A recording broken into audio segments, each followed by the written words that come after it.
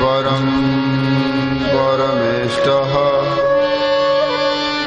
श्री सद्गुरुः चरणकमलेभ्यो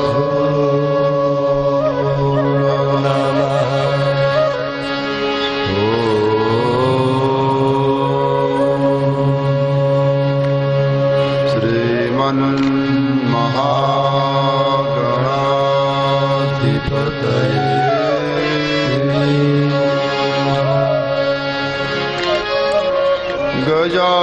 गजाननं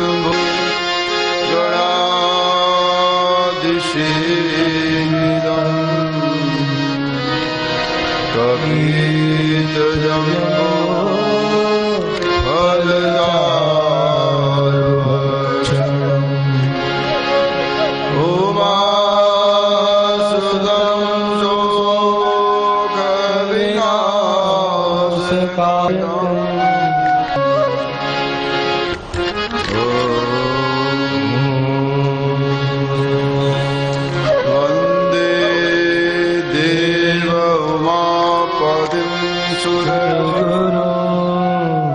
वंदे जगत्कारणम्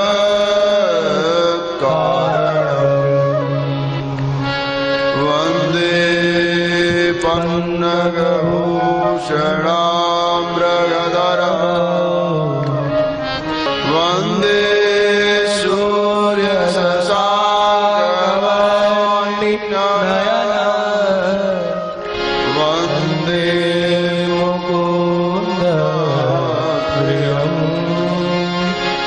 वंदे भक्तजनम वंदे शिवं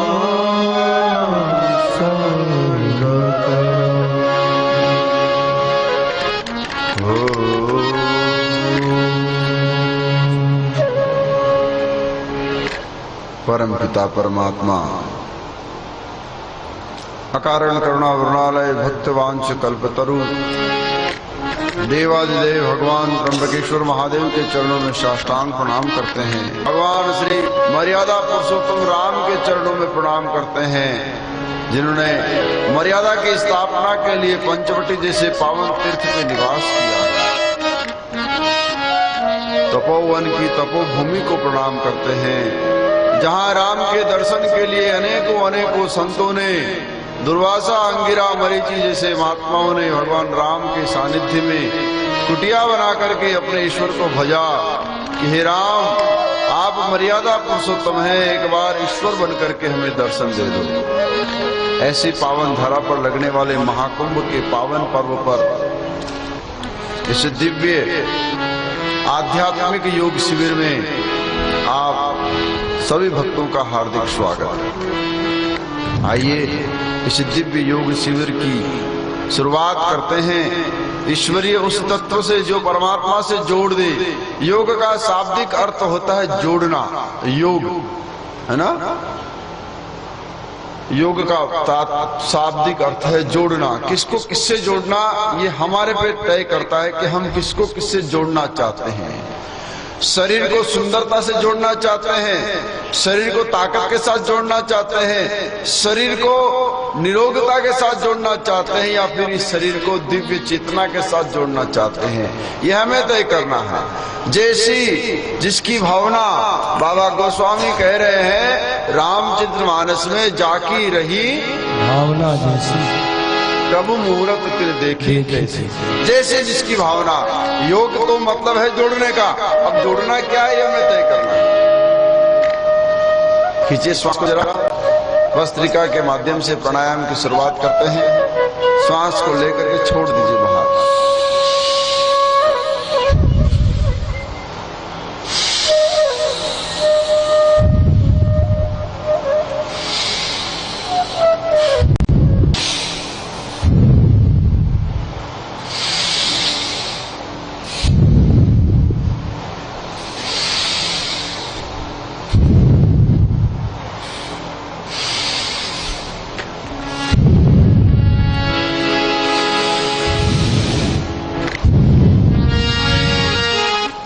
सिर्फ लेना और छोड़ना है। इस चेतना के साथ इस मनोवृत्ति के साथ कि हमारे मध्य में जो अशुद्धियां हैं, हमारे हृदय में जो भ्रांतियां हैं, हमारे भीतर जो प्रदूषण है, वो इस वायुमंडल के द्वारा बाहर की ओर जा रहा है।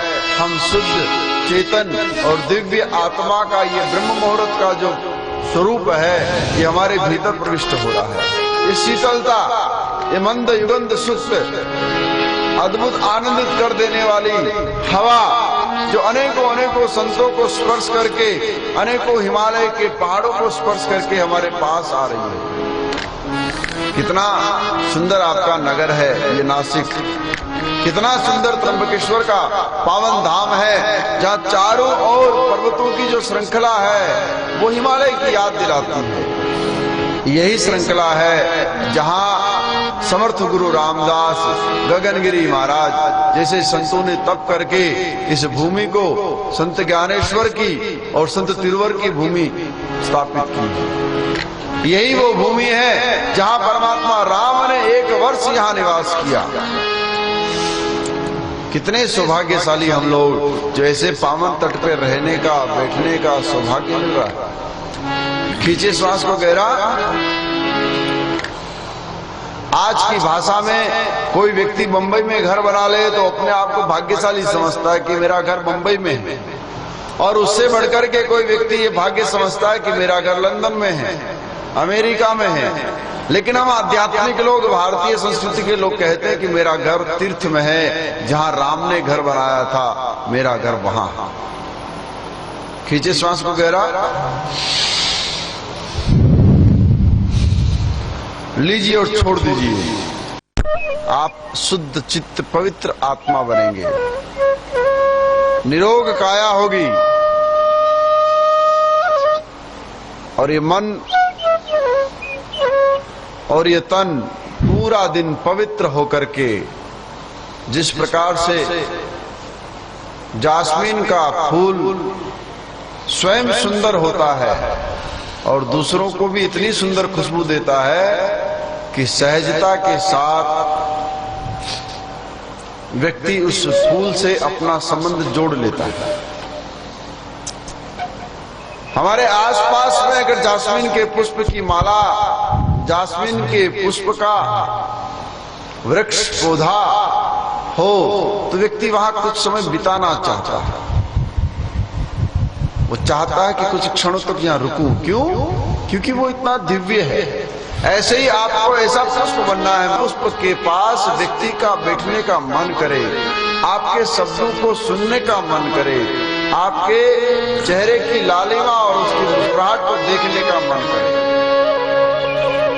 संसार मनुष्य से प्रेम करने के लिए बना है, और मनुष्य जब प्रेम की परिभाषा समझता है तो वही परिभाषा संसार में जानवरों के अंदर परिणित होती है।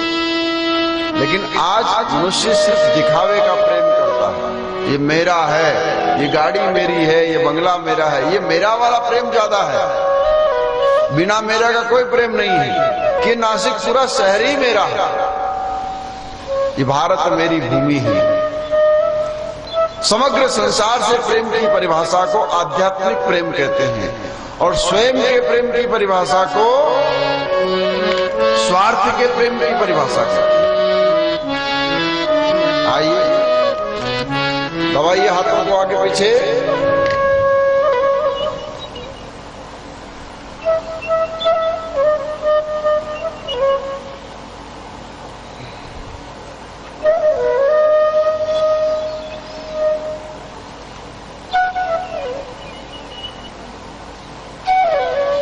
आप दोनों हाथों को आपस में मिला करके दबाइए।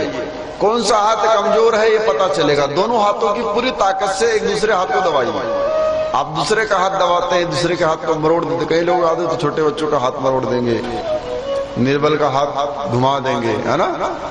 स्वयं का हाथ घुमा के दिखाइए, लगाइए ताकत पूरी, अपने हाथ को दबाइए, पूरी ताकत से दबाइए दोनों हाथों से।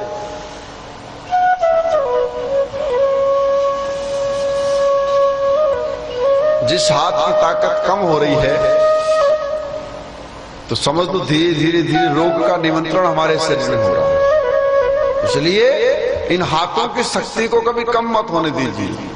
मसल्स कभी कमजोर ना पड़ जाए। प्रतिदिन अभ्यास करिए, दबाइए। शक्ति का परीक्षण व्यक्ति अपने ही देश में करता है, तब दूसरे देश पे अटैक करता है ना। इसलिए शक्ति का सबसे पहला परीक्षण अपने शरीर पे करना चाहिए कि मैं कितना ताकतवर हूं, ये मुझे खुद को पता होना चाहिए। मेरे अंदर कितनी क्षमता है, ये मुझे खुद को एहसास होना चाहिए। खोलिए हाथों को, ताकत से खोलिए। एक एक अंगुली अपनी पूरी सामर्थ्य के साथ आगे की ओर जाए और फिर धीरे से कर लीजिए बंद। ताकत के साथ मुट्ठी को बांध दीजिए, फिर खोल दीजिए।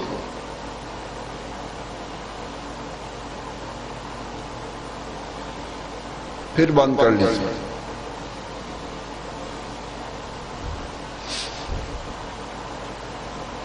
सहज क्रिया है लेकिन बहुत फायदेमंद है। लाभ क्या है इसका? लाभ है हमारे मसल्स वीक नहीं पड़ेंगे, अर्थराइटिस जैसी समस्या ही नहीं आएगी, सायाटिका नहीं होगा, सर्वाइकल की समस्या नहीं होगी, हाथों में दर्द नहीं होगा, हाथ पूरे ऊपर तक ऐसे जाएंगे, उल्टे और सीधे।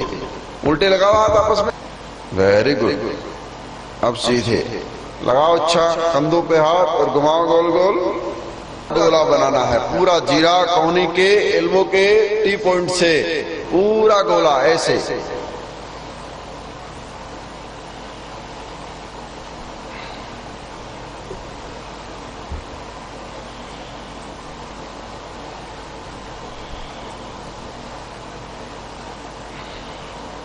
उल्टा बनाइए, सीधा और उल्टा।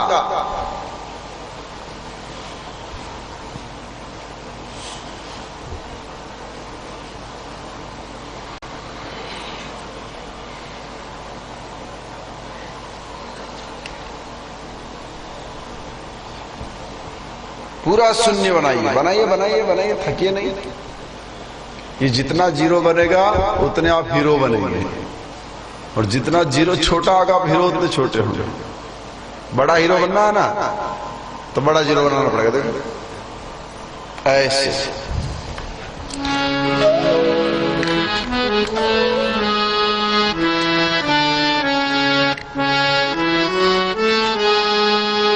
मेरा सतचित आनंद रूप इसको कोई कोई जाने रे, मेरा सतचित आनंद रूप इसको कोई कोई जाने।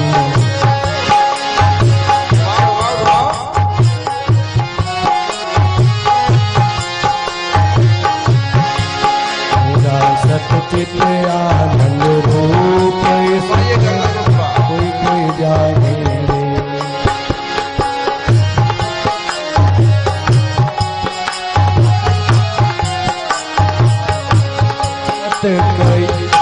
सत कहिए जो दिल सहे नाही, सत कहिए जो दिल सहे नाही। चित चैतन्य सकल जग माही। मेरा सतचित आनंद रूप इसको कोई कोई जाने रे, मेरा सतचित आनंद रूप कोई कोई जाने। पकड़िए अपनी गर्दन को, ऐसे घुमाइए, से अपनी तरफ खींचिए। जब शरीर हर प्रकार से पुष्ट बनेगा तभी जाकर के मन में प्रसन्नता आएगी,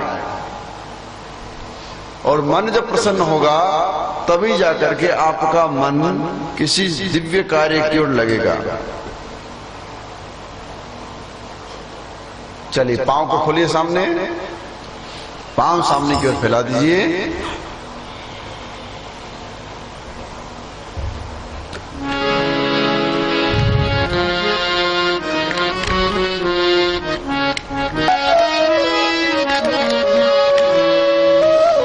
साइकिल चलाते हैं आप लोग?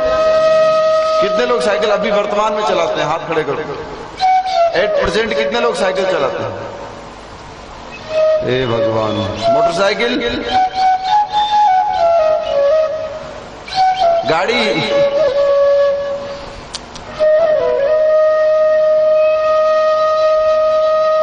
अपनी साइकिल की संख्या बहुत कम है, मोटरसाइकिल गाड़ी की संख्या तो लगभग 100% होगी।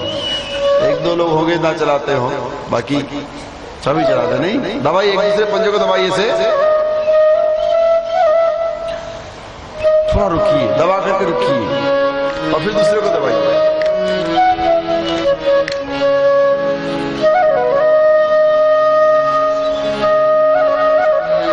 कभी कभी पांव के मसल बहुत कड़क हो जाते हैं, जिससे बैठने उठने में बड़ी दिक्कत होती है। ये छोटे छोटे व्यायाम हैं जो बहुत फायदा करेंगे आपको। उठाइए हाथों को ऊपर, ले जाइए पांव की ओर, जा रहा ना पंजे तक। घुटने नहीं मुड़ने चाहिए, हैं? धीरे धीरे धीरे धीरे जाएगा, धीरे धीरे जाएगा।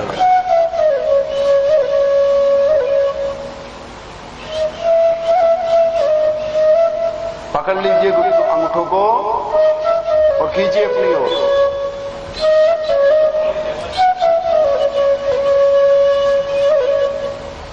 अभ्यास बनेगा ना तो कमर झुकेगी, धीरे धीरे मेरुदंड में लचीलापन आएगा, और जब लचीलापन आएगा तो आप पुष्ट हो जाएंगे। ये शरीर चारों ओर से मुड़ जाना चाहिए, हर प्रकार से शरीर मुड़ जाए। योग का यही तात्पर्य है, शरीर में लचीलापन आ जाए, फ्लेक्सिबिलिटी आ जाए। अच्छा चलो साइकिल चलाते हैं, है ना? साइकिल बहुत फायदेमंद होती है, घुटनों के दर्द के लिए, थाई के लिए, पांव के लिए बहुत जरूरी है साइकिल। साइकिल चलाने वाले व्यक्ति को कभी पैरालाइज नहीं होता है, साइकिल चलाने वाले व्यक्ति को कभी गठिए का रोग नहीं होता है, साइकिल चलाने वाला व्यक्ति कभी कमजोर नहीं होता है।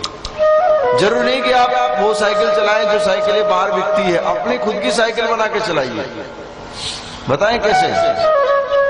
बताएं क्या आता है सबको? जानना है कि नहीं? देखिए, लेट जाइए, पहले देखो देखो देखो देखो भाई, ए काका, पहले देखो, पहले देख लीजिए।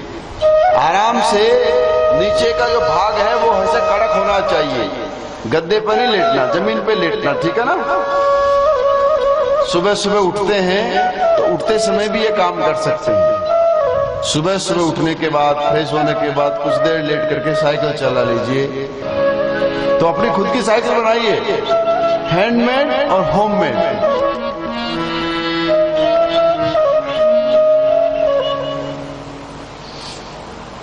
देखिए दोनों पांव को ऐसे चला लेंगे ना, चलिए।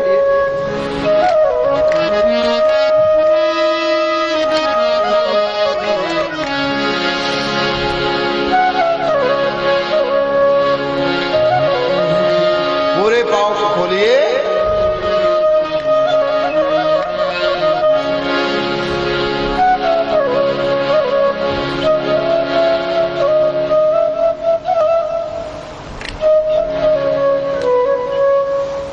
पूरे पांव को खोल करके पूरी साइकिल का पहिया घुमाइए। जो लोग नहीं कर सकते वो रहने दें, जिनको घुटनों में वाकई तकलीफ है, या फिर जो माताएं अपने वस्त्रों से कंफर्टेबल नहीं है वो ना करें, घर में जाकर प्रैक्टिस करें। योगशाला की तो विशेष कि जो सब कुछ हम करा रहे हैं वो सब कुछ आप करें, जो आपको लगे कि मेरे लिए बना हुआ है वो आपको करना चाहिए। बस पहुंच गए वापिस, पहुंच गए साइकिल चला के वापिस। आ जाओ, खड़े हो जाओ, सब खड़े मतलब बैठ जाओ, ऐसा खड़े होने नहीं कहा, लेटे हुए तो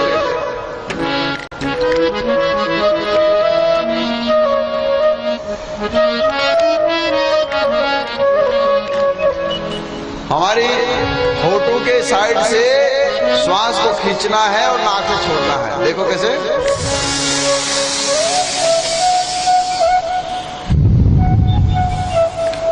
फिर दूसरे साइड से पहले देख ले। थांबा थांबा, उठे, कहां भागे जा रहे हैं? पहले सीखो फिर करो। पहले एक साइड से फिर दूसरे साइड से। इसको बोतलें शीतली, है ना? इससे हमारे शरीर का तापमान ठंडा होगा। जैसे कभी ब्लड प्रेशर हाई हो जाए, बहुत गर्मी हो, बहुत मन बेचैन हो, तो इसको करने से जैसे ठंडा एक गिलास पानी पीने का जो लाभ होता है, वही लाभ इस प्राणायाम को 10 बार करने से होता है। बहुत गुस्सा आ रहा हो किसी के ऊपर, थोड़ी देर कर लीजिए, गुस्सा शांत हो जाएगा। दूसरी साइड से भी करें, देखो जी।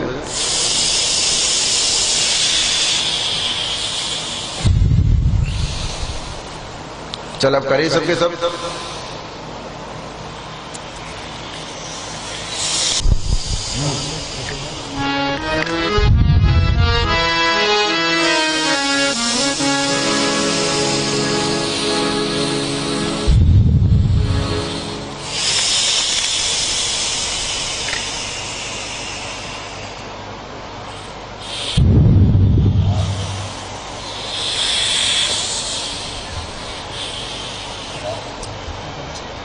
शीतली, शीतलता को देने वाला प्राणायाम। थोड़ा कपालभाति करिए, कपालभाति करिए थोड़ा सा। आग को जलाना जरूरी है। अगर किसी को जलाना है तो आग जलाना जरूरी है। और आग कैसे जलेगी? कपालभाति से।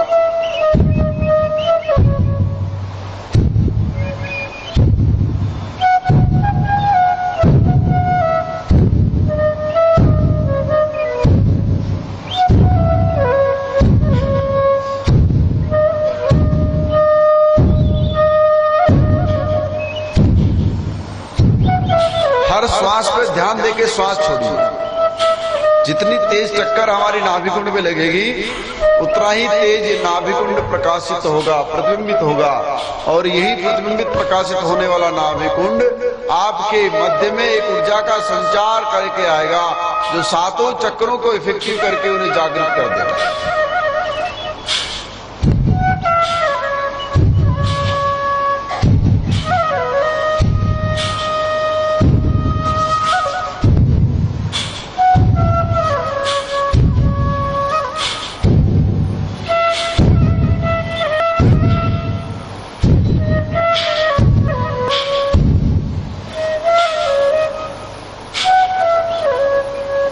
अंदर नहीं खींचना,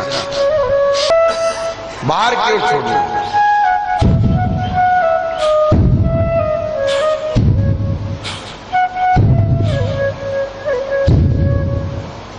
बाहर की ओर हवा को छोड़ना, आउटसाइड। एक्सेल। धीरे धीरे धीरे धीरे मोटापा गलने लगेगा। धीरे धीरे शरीर की बनावट सुंदर होने लगेगी और धीरे धीरे भीतर की शक्तियां जागृत होने लगेगी। कपालभाति यानी पेट और मस्तिष्क का दोनों एक साथ ख्याल रखें, एक साथ, और बिना साइड इफेक्ट के ये प्राणायाम किया जा सकता है। बस सिर्फ गर्भवती माताओं को नहीं करना चाहिए, और जिनको विशेष तौर पर डॉक्टरों से सलाह मिली हो उन्हें नहीं करना चाहिए, बाकी सब कर सकते हैं।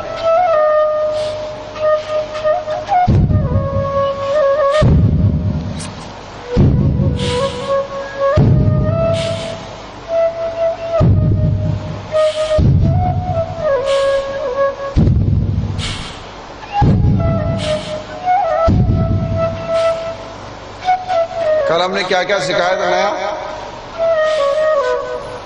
कल नया क्या क्या सिखाया था?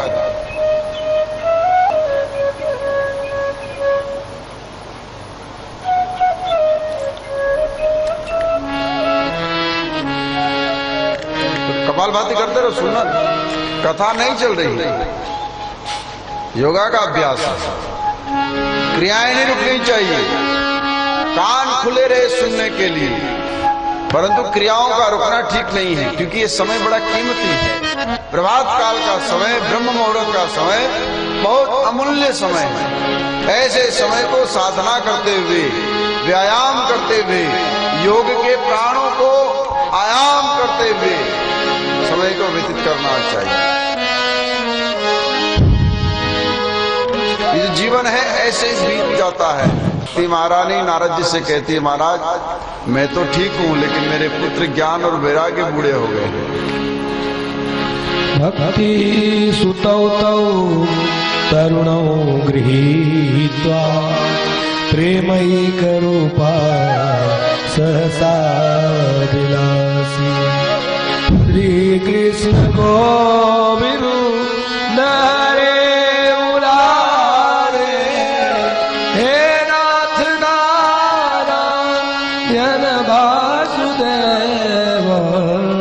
छोड़ो श्वास को बाहर।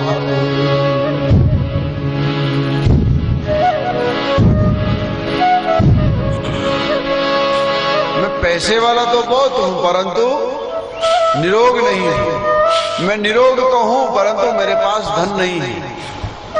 मेरे पास धन भी है, पैसा भी है, परंतु इसका करना क्या ये मालूम नहीं है। विद्या ददाति विनयम् विनयान् ददाति पात्रताम्। विद्या ददाति विनयम्। विद्या किसको देती है?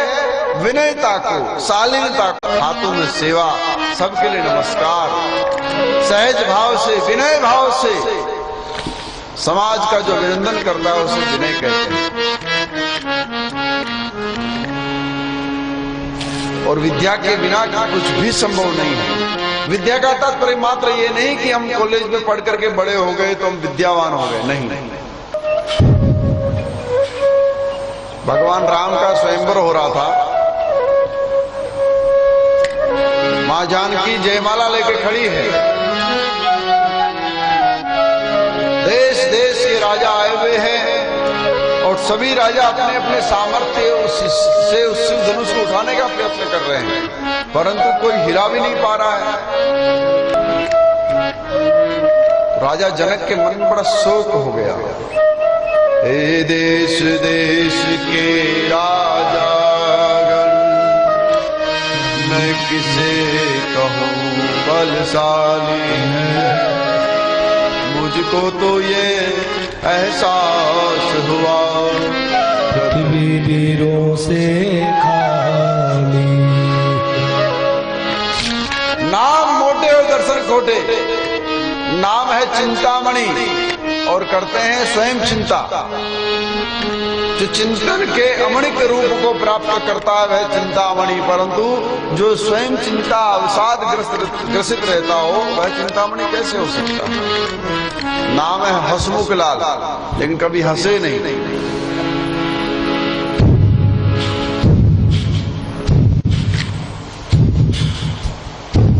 लक्ष्मण जी ने राजा जनक को जवाब दिया है, लेकिन विवेक के साथ।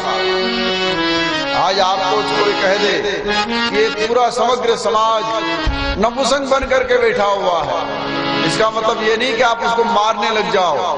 व्यक्ति के भाव है, वो पता नहीं क्या सोच के बोल रहा है, तो उसको वैसे ही उत्तर दीजिए। महाराज हमारी मर्यादा है, इसलिए हम आपके शब्दों को सुन लेते हैं, अन्यथा हम हर एक शब्द का उत्तर देना बखूबी जानते हैं। सच्चे योद्धा सच्चे क्षत्रिय अपमान नहीं सह सकते हैं, जिनको सुनने का ताव नहीं वो चुप कैसे रह सकते हैं। हाँ, सच्चे योद्धा सच्चे क्षत्रिय हम नहीं सह सकते हैं, जिनको सुनने का ताव नहीं वह चुप कैसे रह सकते। फिर भी विनयता के साथ इतना आवेश है लक्ष्मण जी के पास, इतना क्रोध है, उसके बाद भी आवेश के पास अपने कुलवंश की मर्यादा को याद करके ये बता रहे हैं। रघुकुल तिलक के होते हे राजन अनुचित वाणी कह डाली है, ये शब्द हृदय में चुभता है कि पृथ्वी वीरों से खाली। हाँ, ऐसा मत कहिए। जहां रघुकुल का कोई एक तिनका भी वहां विद्यमान हो, वहां पर इस प्रकार के शब्दों का इस्तेमाल करना ये उचित नहीं है। यानी मर्यादा सिखाई जा रही है। आवेश में भी ज्ञान की परिपाटी सिखा रहे लक्ष्मण जी। हमारे पास थोड़ी शक्ति आ जाए तो हम पता नहीं क्या कर डालें। थोड़ा सा धन मिल गया, बंगले के बाहर लिख देते हैं कुत्तों से सावधान। बताइए, इतना बड़ा बंगला और उसमें रहने वाले कौन है? सुंदर सुंदर नाम से अंकित करके अतिथि देवो भव की परिभाषा पर्याप्त करनी चाहिए। लेकिन लोग घर के बाहर लिखते हैं कुत्तों से सावधान। अच्छा, कमाल की बात, प्रणाम करिए आप। कपाल भाती रुकना नहीं चाहिए। यही आपको पुष्ट देगा, यही आपको सामर्थ्य शक्ति देगा। और जो कपाल भाती नहीं कर पा रहे हैं वह शीतली कर ले।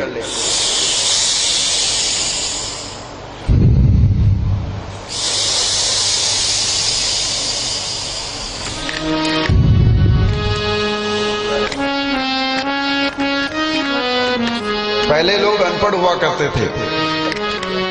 गांव में सुबह सुबह लोग उठते थे ना, तो गौ माता के दर्शन करते थे, गौशाला की परिक्रमा किया करते थे और गायों के पीछे गौचारण के लिए जाया करते थे। आजकल लोग बहुत पढ़े लिखे हैं और पहले लोग अनपढ़ होते थे तो पूरी धोती पहनते थे। अब अनपढ़ पढ़े लिखे हो गए तो पेंट हाफ हो गया, हाफ पेंट और एक पट्टा हाथ में। आगे आगे भाग रहा कुत्ता, पीछे पीछे अपने खुद भाग रहे हैं। मतलब पढ़े लिखे वो थे कि पढ़े लिखे हम हैं, समझ में नहीं आ रहा। पहले अनपढ़ होकर के भी लोग गाय को प्रणाम करते थे, आज पढ़े लिखे होकर के सुबह सुबह कुत्ते के पीछे भाग रहे हैं। कमाल का एजुकेशन हमारा, वाह। एक तरफ ये साइंस विचित्रता से भरा हुआ, एक तरफ कहता है ह्यूमैनिटी पे जिए, अधिकार आयोग। कोई आतंकवादी को फांसी हो रही तो वहां पहुंच जाएंगे सबके सब, इसको मत मारो, ये इनोसेंट है, ये निर्दोष है, इसको मारने का अधिकार नहीं है। प्रेम और करुणा तो बहुत ही पवित्र शब्द है। इसके साथ एक ही शब्द हो सकता है, या तो अमृत हो सकता है या तो जहर हो सकता है। अमृत और जहर दोनों एक साथ कभी नहीं रह सकता। ये भारतीय संस्कृति सिखाती है। हमारी माताएं कार्तिक के महीने की पूजा करती है ना, तो क्या करती है, चींटियों को भी आटा खिलाती है कि भगवान इनका भी भाग्य जागृत हो जाए, इनका भी पेट भरने को, इनको भी पेट भरने का अधिकार है। हमारे पांव से चींटी भी ना मरे, हम ऐसी कल्पना करते हैं और दिखावे की दुनिया नहीं जीते। कहीं बड़ी होर्डिंग नहीं लगती है, प्रचार नहीं होता कि हम चींटियों को आटा खिलाने जा रहे हैं। लगता है हम मछली को आटा खिलाने जा रहे हैं। ये हमारा स्वभाव है, प्राकृतिक स्वभाव। ये भारतीय परंपरा है, ये भारत का संविधान है, ये भारत का अनुशासन है। दुनिया जो कहती है वो करती नहीं है, लेकिन भारत जो कहता है वही करता है। भारत की करनी और कथनी में एक रंज मात्र भी अंतर नहीं है। दुनिया की करनी और कथनी में बहुत अंतर है। एक तरफ अमेरिका जैसा पढ़ा लिखा बहुत विकसित देश आतंकवादियों को पैदा करता है और दूसरी ओर आतंकवाद के खात्मे के लिए अलग से एसोसिएशन बनाता है। बनाना ही क्यों, जब आप शुद्ध हो। ये शरीर एक तरफ कहता है कि मैं बलवान हूं, मैं जोशीला हूं, मैं शक्तिशाली हूं, लेकिन दूसरी तरफ डॉक्टर की दवाइयां खा करके, विटामिन खा करके जीवित है। करी कपालभाति, सब दवाई छूट जाएगी। मैं तो यहां तक कहता हूं कि एलोपैथिक नहीं, दवाई तो आयुर्वेदिक भी नहीं खानी चाहिए, रसायन लेना चाहिए। हनुमान जी महाराज से लोग क्या लेते हैं, राम रसायन तुमरे सदा रहो रघुपति के दासा। हनुमान जी महाराज के पास में क्या है, राम नाम का रसायन है। रसायन शब्द बना है विशेष शक्ति से, जैसे शिलाजित रसायन है, जैसे देसी गाय का घी रसायन है, गाय का दूध रसायन है, माँ बाप का आशीर्वाद रसायन है, जिससे बहुत कुछ मिलेगा। बड़ू का कहा और आंवले का खाया बाद में पता चलता, कहते हैं ना।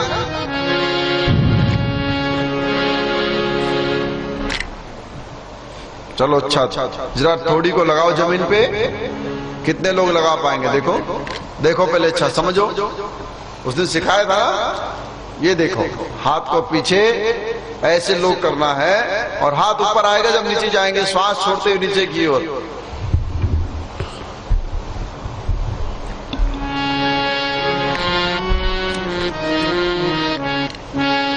चलो करो।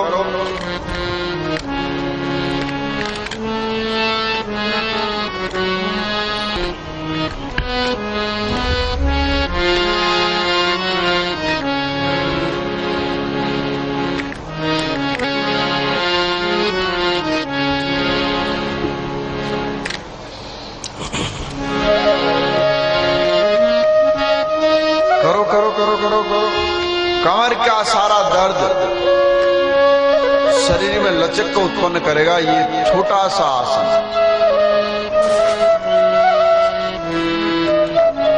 ये चिन्ह लगानी है जमीन पे, चिन्ह, माता नहीं, चिन्ह लगानी है। देखो कैसे लगाना, देखो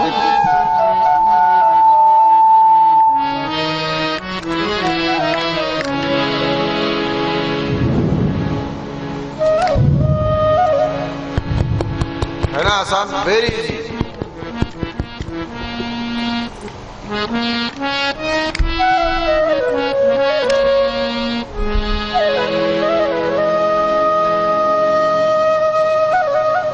बड़ा ही सहज है।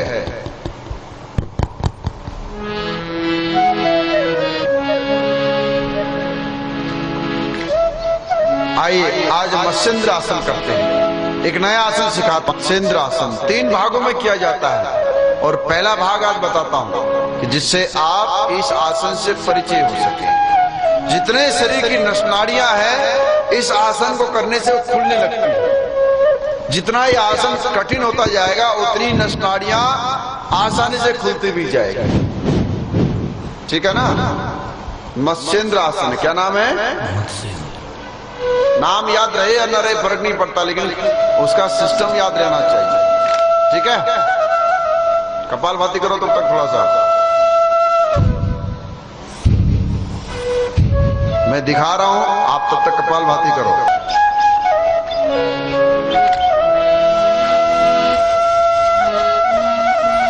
दोनों पांव को ऐसे खोलना है सामने की ओर, फिर एक पांव को उठाइए और यहां रखिए साइड में, और फिर अगर पांव लेफ्ट है तो राइट हैंड को उठाना है। लेफ्ट पांव, राइट लेफ्ट लेग है तो राइट हैंड होना चाहिए, अपोजिट डायरेक्शन। ठीक है ना। और इसको ऐसे दबाना है, ऐसे पांव पकड़ के ऐसे घूम जाना। ठीक है। दूसरी तरफ से करके दिखाता हूं, आप कपालभाति करो तो तक रुकना नहीं।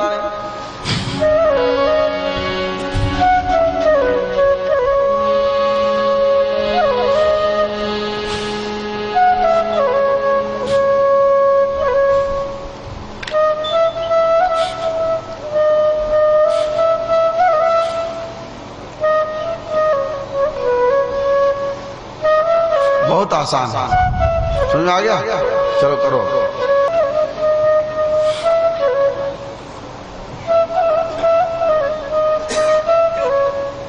कल हमने एक आसन किया था जिसका नाम है सिंहासन। तो सिंहासन एक बार करके दिखा, कहीं भूल तो नहीं गए ना आप?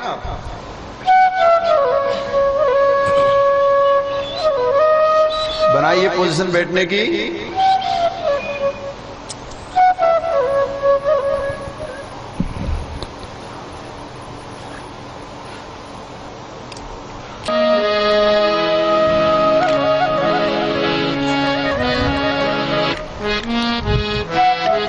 श्वास को भर के कंधों के बल पे खड़ा होना है ऐसे, पंजों के ऊपर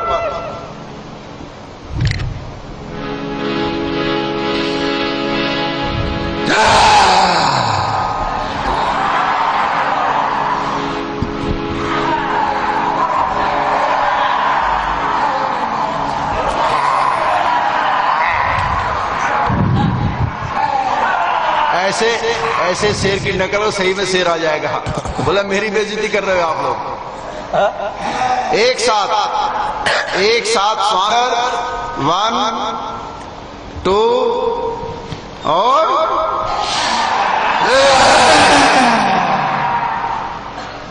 पूरी जीभ को बाहर निकालना है। एक बार और।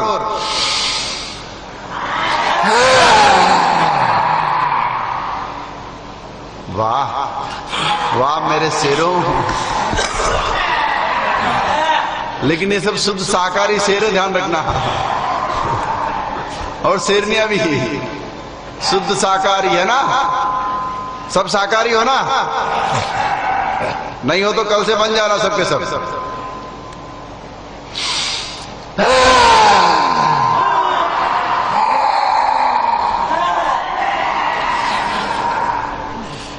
बस बस बस बस बैठ। योग का अभ्यास व्यक्ति को जोड़ता है खुद के बचपने से। हम कितने छोटे थे, कितने नटखट थे, कितना उछलते थे, कूदते थे। योग का अभ्यास जोड़ता है अपने आप से, योग का अभ्यास जोड़ता है अपने परमात्मा से, योग का अभ्यास जोड़ता है अपनी परंपराओं से। बहुत सारा जुड़ाव मात्र योग करने से हो सकता है। आज के योग के इस दिव्य सत्र को विराम दें उससे पहले 4 लोग पिछले 6 दिन से लगातार, आज 7वां दिन लगातार, आपको पता है तकरीबन 50-60 किलोमीटर दूर से चल करके आते हैं सिर्फ योग करने के लिए। पहले दिन आए थे तब से लेके आज तक 60 किलोमीटर सुबह 4 बजे वहां से चलते हैं, 4 साढ़े 4 चलते हैं तो 5:30 यहां पहुंचते हैं। जोरदार तालियां ऐसे जज्बे के लिए। अगर ऐसा जज्बा हमारे पास है, हम 400 मीटर से भी नहीं आ पाते हैं और 40-50 किलोमीटर चल के आ जाएं, ये बहुत बड़ी बात है। ऐसी ललक आपके अंदर होगी, ऐसा ही उत्साह आपके अंदर होगा, तभी जाकर के आप निरोग होंगे और आप दिव्य चेतना बन पाएंगे। ये योग सत्र आपको इतना कुछ देगा कि आप कल्पना में भी नहीं सोच सकते कि मुझे इतना कुछ मुफ्त में मिल सकता है। बस आपको देना अपना सुबह का समय। मैं एक दिन में सब कुछ सिखा के भागना नहीं चाहता।